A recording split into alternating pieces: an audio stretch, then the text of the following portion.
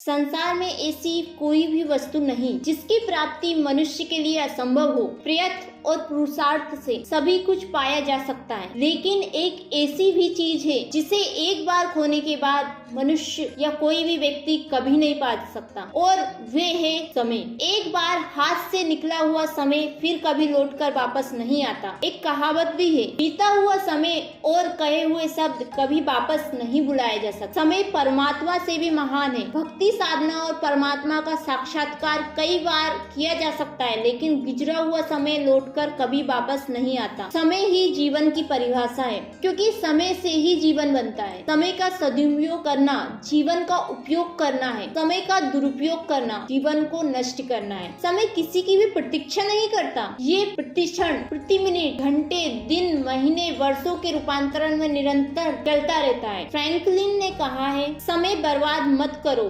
क्योंकि समय से ही जीवन बना है। निसंदेह वक्त और सागर गहरे किसी की भी प्रतीक्षा नहीं करती है। हमारा कर्तव्य है कि हम समय को पूरा सदुपयोग करें। शेक्सपियर ने कहा है, मैंने समय को नष्ट किया, अब समय मुझे नष्ट कर रहा है। सचमुच, जो व्यक्ति अपने तनिक भी समय को नष्ट करता है उसका जीवन पूरी तरह नष्ट हो जाता है। इसलिए अपने समय को नष्ट न करें। नेपोलियन ने ऑस्ट्रेलिया को इसलिए हरा दिया क्योंकि वहाँ के सैनिकों ने 5 ही मिनट का विलम्ब कर दिया था उसका सामना करने में, लेकिन वही नेपोलियन कुछ ही मिनटों में बंदी बना लिया गया क्योंकि उसका एक सेनापति कुछ मिनट विलम्ब से आया। वाटरलू के युद्ध में नेपोलियन की पराजय इसी कारण हुई। समय की अपेक्षा करने पर देखते देखते विजय का पासा पराजय में बदल गया, लाभ हानि में बदल जाती है। संसार में जितने भी महान पुरुष हुए हैं, उनकी महानता का एक ही राज है, उन्होंने अपने समय का सदुपयोग किया है। एक भी क्षण उन्होंने अपना व्यर्थ नहीं जाने दिया। जिस समय लोग मनोरंजन,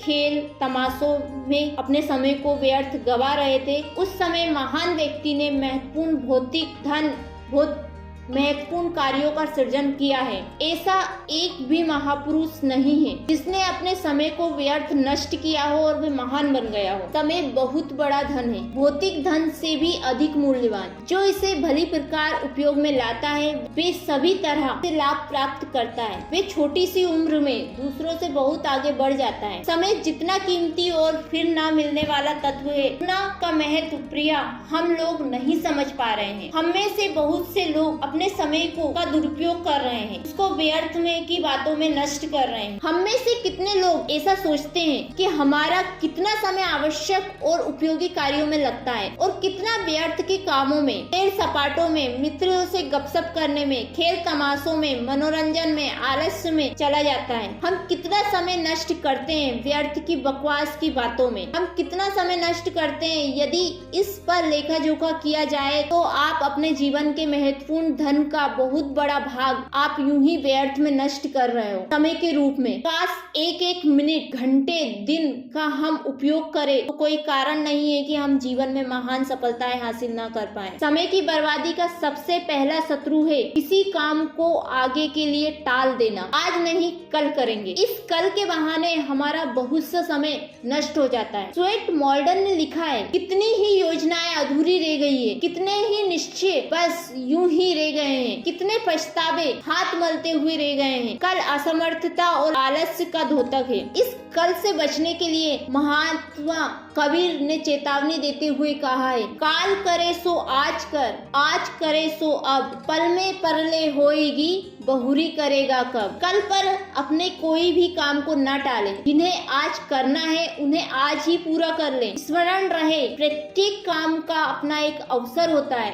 और अवसर वही है जब वे काम आपके सामने पड़ा है। अवसर निकल जाने के बाद वे काम का महत्व भी समाप्त हो जाता है और वे बोझ बन जाता है। स्वेट मॉर्डन ने लिखा है, बहुत से लोगों ने अपना काम कल पर छोड़ा और वे संसार में पीछे रह गए, अन्य लोगों द्वारा प्रतिद्वंदी हरा दिए गए। समय का ठीक ठीक लाभ उठाने के लिए आवश्यक है कि एक समय पर एक ही काम करें। जो व्यक्ति एक समय पर अनेक काम करते हैं उनका कोई भी काम पूरा नहीं होता। उनका अमूल्य समय व्यर्थ में ही नष्ट हो जाता है। जो काम स्वयं करना है उसे स्वयं को पूरा करें। अपना काम दूसरों पर छोड़ना भी एक तरह से दूसरे दिन पर काम को टाल देना है। ऐसे व्यक्ति का अवसर भी निकल जाता है और उसका काम भी पूरा नहीं होता है। अपना समस्त जीवन क्रम एक सुनिर्धारित समय विभाजन चक्र के अनुसार चलावे। नहाने, घूमने जाने, कार्य करने सभी कार्यों को एक समय में बांध दे और ठीक समय पर काम में लग जाए। पत्रों का उत्तर